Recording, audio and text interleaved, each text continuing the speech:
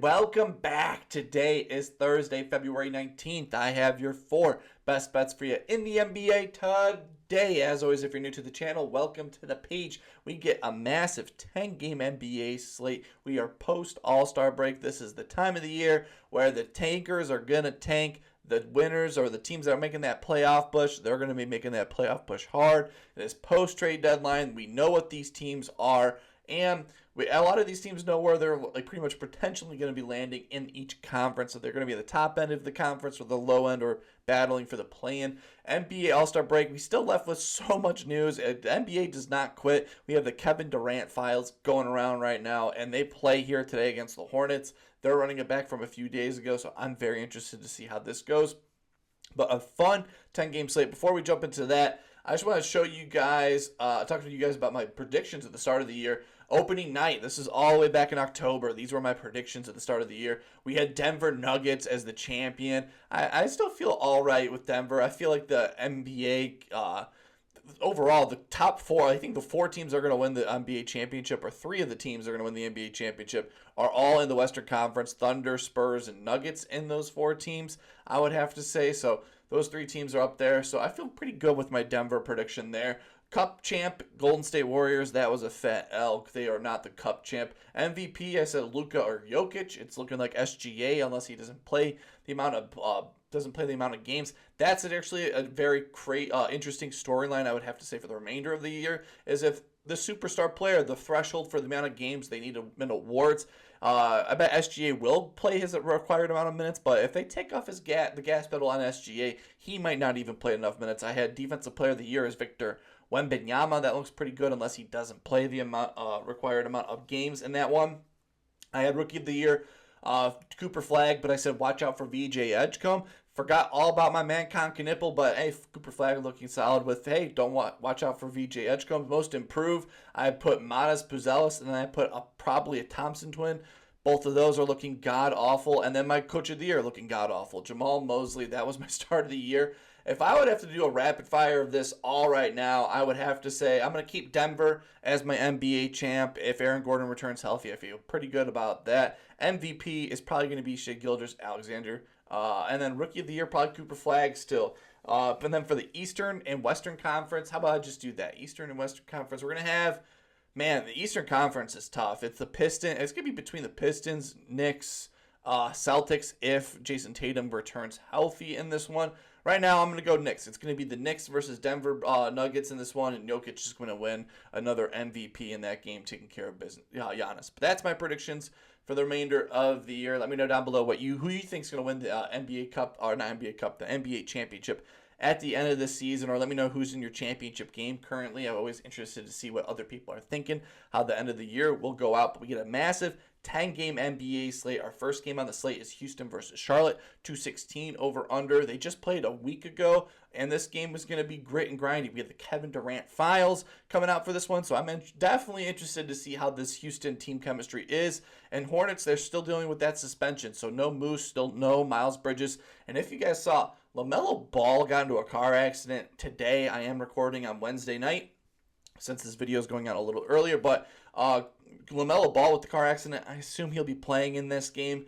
I don't think anything will happen since no one left with any injury in that game, but interested to see how the Houston Rockets look in this one. After all that's going on and how they've been looking horrible, I bet Hornets, they're probably going to take care of business in this one at home, but I think, yeah, again, wrong team favorite in this one. I'll take the Hornets in this one.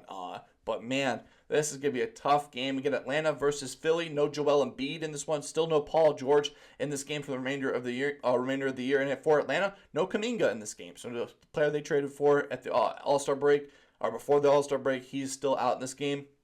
This could be a pretty good game. It's the 6th seed versus the 10th seed. Crazy to think that Atlanta is the 10th seed. They had a lot of hype and a lot of good stuff looking forward to them at the start of the year, and now they're the 10th seed in this one, but they still have that Pelicans pick in their back pocket, so there's still a few. I think they're great. It's Jalen Johnson's team overall. This game should be a ton of fun. Two of the best players in the Eastern Conference battling it out. 2 young up-and-coming players in the Eastern Conference. Jalen Johnson versus Tyrese Maxey. Watch VJ Edgecombe go crazy, and don't forget about Kelly Oubre in that game. The most tank-commanding game on the slate Indiana versus Washington. I'm going to have like the tankathon. Anytime you see the tankathon meter up here, that's how you know it's a tankathon game going forward. Indiana versus Washington, that's going to be a tankathon game. The 2 seed versus the 4 seed, one of the top of the worst teams in the conference.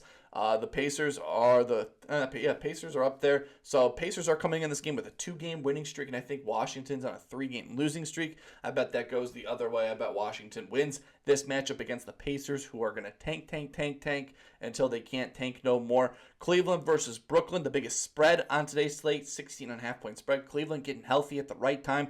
Cleveland, don't forget about Cleveland. I think maybe I am sleeping on them. Maybe they could be the Eastern Conference team. I think we're definitely going to get a great matchup between the Cleveland and the Knicks in the playoffs, because that would be amazing. Again, I think 2 straight years in a row. That would make it 3 this year that those 2 teams would be playing.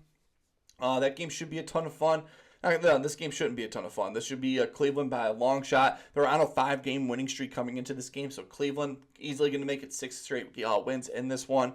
We get Knicks versus Detroit, a great matchup for this game. This is the Amazon Prime game in the slate, 3 versus the 1 seed, potential Eastern Conference Finals matchup in this game. This game is going to be a ton of fun. The 2 best point guards in the Eastern Conference battling it out, Cade Cunningham and Jalen Brunson.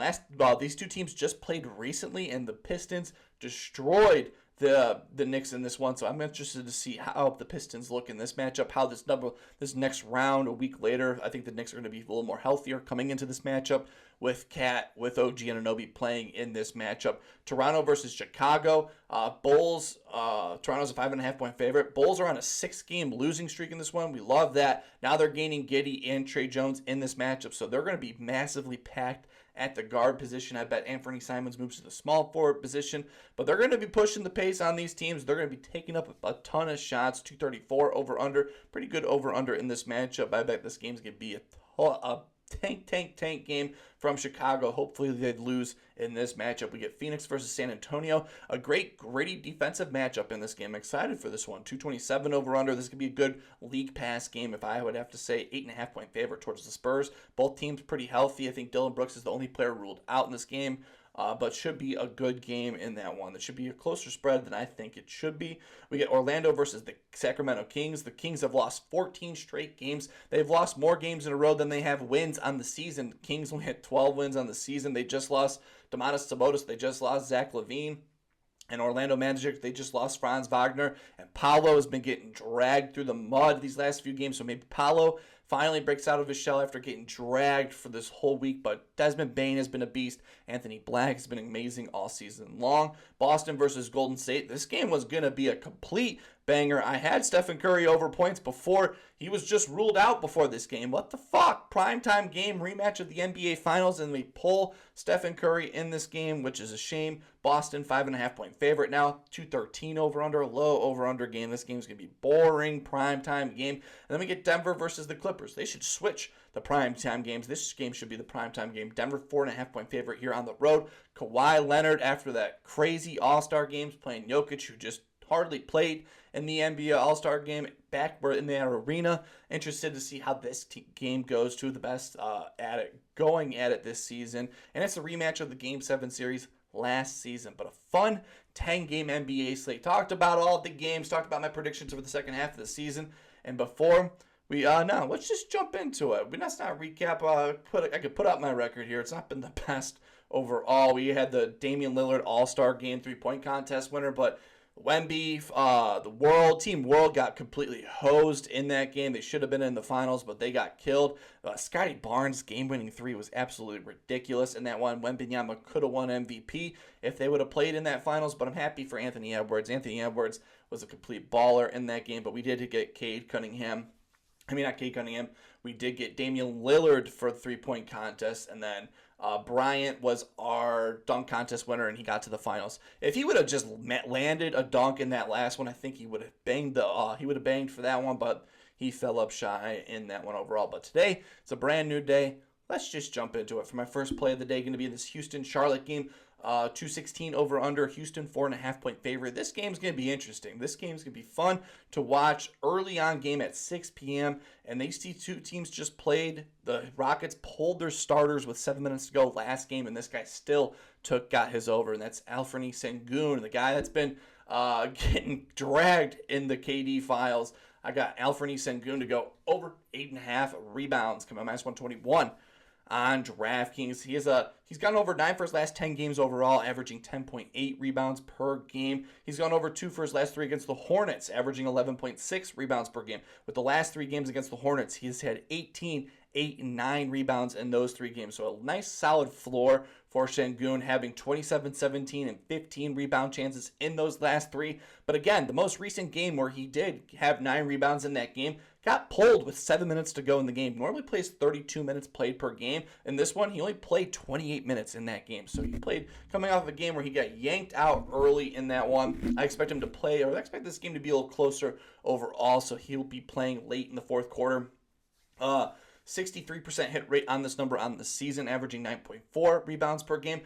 Charlotte is without Moose Diabate, who did play in the most recent game, and Miles Bridges. So they're a little lackluster down below with the size department. So it's going to be Kalkbrenner and PJ Hall as the center position versus Sengun. And Kalkbrenner hangs out around the net. He doesn't take any shots outside. So Sengun's going to be hanging around the net in this game. So I expect him to get a lot of rebound chances in this one. And it showed in these last 5 games, he's had 9, 12, 7, and 9 rebounds, averaging 15-plus rebound chances per game in his last 5 games.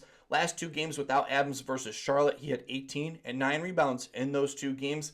Last game versus Charlotte, had 9 rebounds and didn't even play the last 7 minutes of the fourth quarter. Centers versus Charlotte have had some pretty big rebounding games. Duren was on his way for that, but he got thrown out of the game. Sengun 9, Queen 8, Allen 9, Quentin Post 7, Zubac 11, Lopez 10, Colin Boyles 15, Turner 6, Wendell Carter Jr. 8, and Alex Sarr 11 rebounds. I have it projected here at 9.3 rebounds in this game, so I think he goes over on this one, maybe flirts with the double-double in this game. So give me Anfernee Sengun to go over 8.5 rebounds, coming -121 on DraftKings. Jumping to my second play here in this Knicks Pistons game. This game should be a ton of fun. Hopefully a better game than last time around. And last time around, this man, they didn't need him at all. And that's Cade Cunningham in this one. I think he has a great matchup. Knicks struggling versus point guards recently. The Knicks struggle versus the pick and roll action. Those two things that pick and roll action is something Cade Cunningham loves to spam. So give me Cade Cunningham to score 25-plus points, coming -132. On FanDuel, the Knicks, these last 7 games, allowed the 4th most points to the point guard position. Cade has been awesome. Over 7 for his last 10 games overall, averaging 25.5 points per game. With the last 5 games, him scoring 25, 24. Last 5 games, him scoring 29, 30, 11, 33, and 28 points in these last 5 games. He's only gotten this over 2 for his last 5 overall against the Knicks. Again, averaging 22.4 points per game. With the last 5 games, him scoring 25, 24, 23, 29, and 11 points in the most recent game. And that most recent game was a complete blowout. They did not need Cade Cunningham at all. And New York, they struggle versus the pick and roll ball handlers, where Cade Cunningham loves to run the pick and roll action. He gets nearly 32% of his points in the pick and roll action. And he's been a beast on the road. On the road, 71% hit rate this season, averaging 27 points per game. A 71% hit rate in the Garden, averaging 29.4 points per game, scoring 24-plus points in 6 for his last 7 against the Knicks, scoring 20-plus points in each game he's played in the Garden. So we love that. 5 for his last 7 overall on this number in the Garden. 80% hit rate without Jalen Duren in the lineup this season, averaging 24.8 points per game. And the only under this season was against the Knicks just last week, and I think he bounces back in this one. 100% hit rate on the road without Jalen Duren this season, averaging 28 points per game. Point guards versus the Knicks have had some pretty big games recently outside of Cade Cunningham, unfortunately. Maxey just dropped 32, TJ 13, Nembhard 24, White 19, Jenkins 18, Bruce Brown 10, Murray 39, and Shaedon Sharpe 26, all very recently against this Knicks team. The Knicks allow the 4th most points to the point guard position these last 7 games. Cade Cunningham coming off of an under game against them. I think he has a great one on prime time in this game. No Jalen Duren on the road, so give me Cade Cunningham to score 25-plus points, coming -132 on FanDuel. Jumping to my third play here in this Toronto Bulls game. 234 over under. Toronto 5.5-point favorite in this game. And this man for the Bulls, last time these two teams just played last week, freshly getting traded, he banged 6 threes against this Raptors team. He's looked great. He's gained Josh Giddey and the starting lineup. I think Anfernee, he takes more shots from 3 than he does on the regular field goal, and I think he has another great shooting game, bounces back after 2 lackluster games in a row. So give me Anfernee to go over 2.5 threes, coming -134. On DraftKings, Toronto is 23rd versus spot-up shooters, which we love, where Simons gets nearly 22% of his shots from. Toronto is 18th versus the pick-and-roll ball handlers, where Simons gets 25% of his points from the pick-and-roll action. In Toronto, they struggle versus point guards in the shooting threes. I know Simons is a shooting guard, but still, they still struggle versus guards shooting the ball. Last 30 games, they allowed the second most threes to the point guard position. So we love this spot for Simons, who loves to play the Raptors. 4 for his last 5, averaging 3.7 threes made with the last 5 games against Toronto. Or the last 2 games against Toronto, he's had 3 and 6 threes made in that game. And that most recent game was as a Bull, where he took 13 threes in that game. He's only gone over 3 for his last 5 games. Again, coming in with this game with 2 straight unders for him. In these last 5 games, he's had 6, 3, 2, and 1, attempting 10, 13, 10, 9, and 6 threes. The Boston had his number in that game, where he only made 1 3 in that matchup. But he has this great matchup against the Raptors, where these last 20 games, they allowed the 23rd most straightaway threes. These last 10 games, they allowed the 24th most straightaway threes. And then the last 5 games, they allowed the 25th most straightaway threes, where Anfernee Simons takes nearly 60% of his shots from beyond the arc. So we love that overall. Last 2 games against Toronto, again, had 3 and 6 threes made in that one. I haven't projected here at 3 threes made in this one. They struggle versus spot-up shooters. They struggle versus guard 3-point shooters. And I think Anfernee Simons, with Josh Giddey being in this lineup, I think he's going to shoot a bunch of threes in this game. He's going to be hanging out in the corners or have the catch-and-shoot pull-up threes. So give me Anfernee Simons to go over 2.5 threes, coming -134. On DraftKings, to jump into my 4th and final play of the day in this Clippers Denver matchup, 225 over under. Denver 4.5-point favorite in this game, and I'm going with this man. He's coming in this game with 4 straight triple doubles. He's gonna make it 5. So give me Nikola Jokic to get a triple double, coming in at -103 on DraftKings. I have it projected here at 25, 10 assists, and 14 rebounds in this game. So we love this overall, which is a triple-double. If you go to FanDuel and DraftKings, him to get over 9.5 assists is pretty much around -140 or -138, depending on what book you're looking at. So they have him projected to get 10-plus assists in this game. Again, coming in this matchup with 4 straight triple-doubles in this matchup. Only 1 for his last 5 against the Clippers with the triple-double. So Clippers have had his number assist-wise in these games, but the Denver Nuggets, he's back playing full minutes, playing 30-plus minutes per game, and they're getting healthier. So he's a lot more options to pass to in this game, so I think he can easily get this triple-double. And the Clippers, these last 7 games, allow the 9th most assists to the center position. So this is a great spot for Nikola Jokic in this game. 58% hit rate when he plays 30-plus minutes. So when he's playing his normal minutes, he gets a triple-double almost 60% of the time, which we love. Over 4 for his last 6 against the Clippers in their Clippers home arena with the triple-double. So he loves playing against the Clippers in their home arena, which we love. Last few games, Jokic against the Clippers has been the scoring guy. He had a 55-point game with the lackluster assists in these games. I think today he gets these assists against this Clippers team. Well, he's back to playing normal minutes, 30-plus minutes. The team is getting healthy. They have Strawberry, who's been stepping up. Bron's coming back from injury.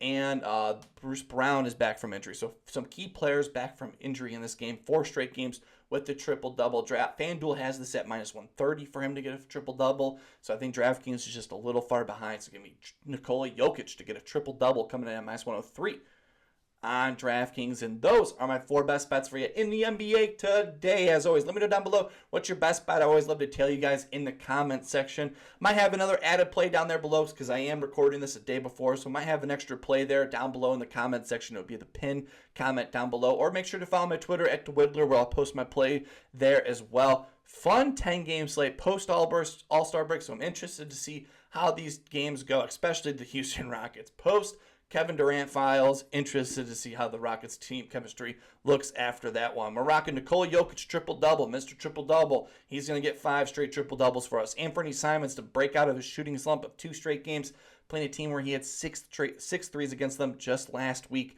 Cade Cunningham, 25-plus points to bounce back from last game he played against the Knicks, where he had 11. And then Anfernee Sengun to stay consistent on the rebounding department and get us 9-plus rebounds.